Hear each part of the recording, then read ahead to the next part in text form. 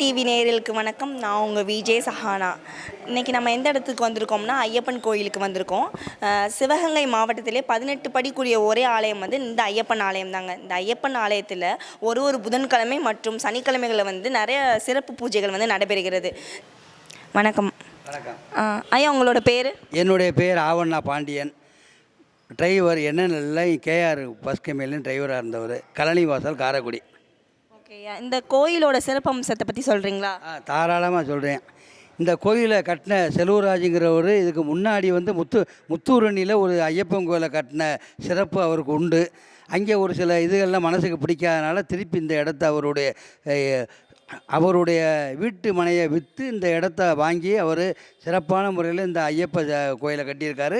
ஐயப்பன் கோயிலுக்கு கீழே வந்து ஒரு சிவன் கோயில் ஒன்று இருக்குது. இந்த சிவன் கோயிலில் 15 நாளைக்கு ஒரு முறை பிரதோஷம், சிவனுக்கு என்னென்ன விழாக்கள் இருக்குது அதையும் ரொம்ப சிறப்பாக நடத்திட்டு வராங்க. பிரதோஷ காலத்தில் ரொம்ப சிறப்பான முறையில் இந்த கோயில் வந்து ரொம்ப நடந்துக்கிட்டு இருக்குது. வேறு நீங்கள் எத்தனை வருஷமாக மாலை போட்டுக்கிட்டு இருக்கீங்க ஐயா? நான் அதையும் சொல்லணுமா? சரி, நான் ஒரு 45 வருஷத்துக்கு மேலே இருக்கிறேன். நான் இப்போ வந்து கொரோனா காலத்தில் இருந்து சபரிமலைக்கு போகிறதில்ல. என்னுடைய எண்ண பிரகாரம் சபரிமலை ஐயப்பன் என்னுடைய வேண்டுகோளுக்கு இணங்கி காரைக்குடி பருப்பூர் நிலையும் தான் என்னுடைய மனசு நினச்சிக்கிட்டே இருக்குது. அதனால் நான் இப்போ வந்து சபரிமலையை விட காரைக்குடியில் செல்வராஜ் சுவாமியில் கட்டின இந்த ஐயப்பன் கோயிலையும் தான் நான் வந்து சிறப்பான தலமாக நினச்சி ஐயப்பனே இங்கேயே இருக்கிற மாதிரி என்னுடைய எண்ணங்கள் சிறப்பாக இருக்குது. அதனால் வரும் பக்தர்களுக்குன்னா இந்த ஐயப்பன் வந்து பிள்ளை செல்வங்கள், கல்யாண தடை, சிறப்பான நற்காரியங்கள்லாம் பண்ணிடுவார்.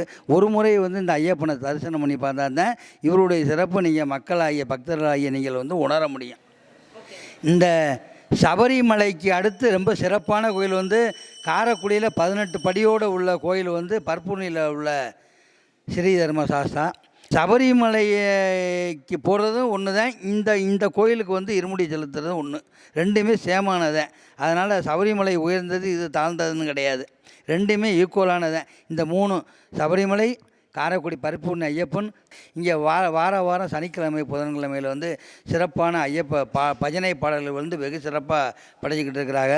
வேறு குழுவினர்கள் வந்து பாடாத பாட்டுக்கள்லாம் இங்கே நல்ல 50 வருஷம் 40 வருஷத்துக்கு முன்னாடி உள்ள பாடல்கள்லாம் இந்த ஐயப்ப தலத்தில் தான் பாடுறதாக. என்னோகரம் வசீகரம் தென்சபரி ஆலயம்,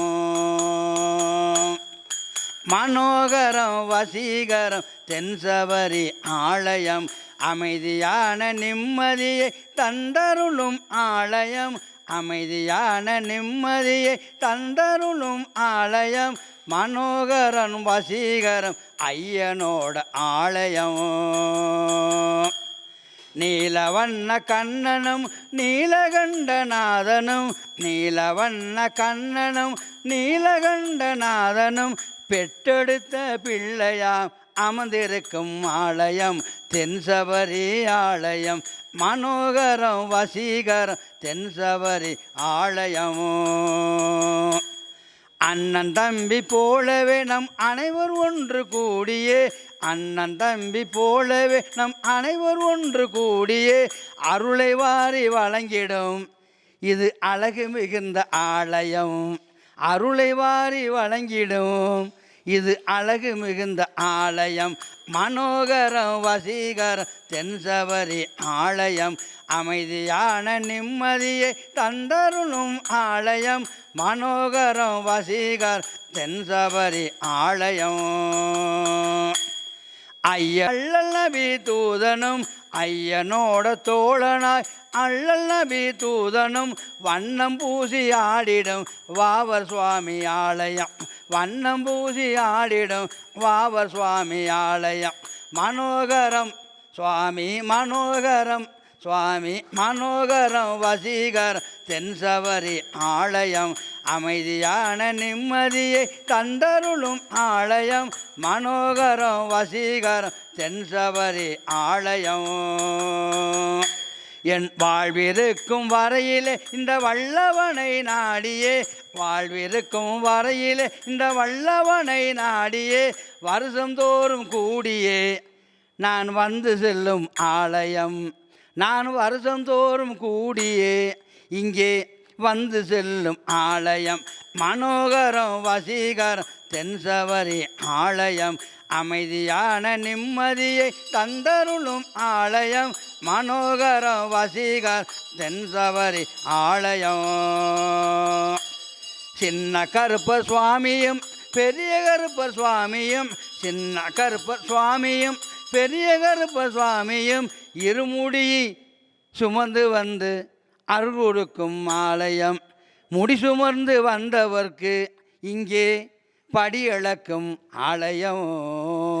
பருப்பூரணி கரையில் அமர்ந்திருக்கும் என் தர்மசாஸ்தா ஆலயம். சின்ன கருப்ப சுவாமியும் பெரிய கருப்ப சுவாமியும், சின்ன கருப்ப சுவாமியும் பெரிய கருப்ப சுவாமியும் முடி சுமர்ந்து வந்தவர்க்கு படி இழக்கும் ஆலயம் மனோகரம் வசீகரம் தென்சபரி ஆலயம். சுவாமி சரணம். சபரிமலையில் போய் என்ன பலனை நீங்கள் வாங்கணும்னு நினைக்கிற ஐயப்பமார்களே, இயலாதவர்கள், முடியாதவர்கள், வசதி இல்லாதவர்கள் இருமுடியை கட்டிக்கிட்டு வந்து இந்த முத்துரணி ஐயப்பனையும் கும்பிட்டினாலும் சின்ன கருப்பர் சுவாமியும் பெரிய கருப்பர் சுவாமியும் இங்கே இருக்காங்க. முடி சுமர்ந்து பற்பூனி கரையில் அமர்ந்திருக்கும் என் அரிகர சோதனை ஐயப்பன் ஆலயத்துக்கு வந்தீங்கன்னா சின்ன கருப்பர் சுவாமியும் பெரிய கருப்பர் சுவாமியும் ஐயப்பன் கோயிலில் என்ன படி உங்களுக்கு அளக்குறாங்களோ அந்த படியை காரைக்குடியிலேருந்தே நீங்கள் வாங்கிடலாம். இது சத்தியமான உண்மை. நான் இதை அனுபவித்து ரசித்ததுனால தான் இதை உங்கள்கிட்ட ரொம்ப இதாக சொல்கிறேன். சுவாமி சரணம், சுவாமி சரணம். ஆடி பாடிடும் வாழ்வுங்க, ஆவி போனால் சாவுங்க, ஒரு நாளே பிணமுங்க, மறுநாளே மண்ணுங்க. சிந்திச்சு பாருங்க. சிப்பி டிவி ஓனர் அவர்களே, மக்களுக்கு உங்களால் முடிஞ்ச ஆன்மீக நன்மையை செய்ய வேண்டும் என்று உங்களை பணிவோடு வேண்டி விரும்பி கேட்டுக்கொள்கிறேன்.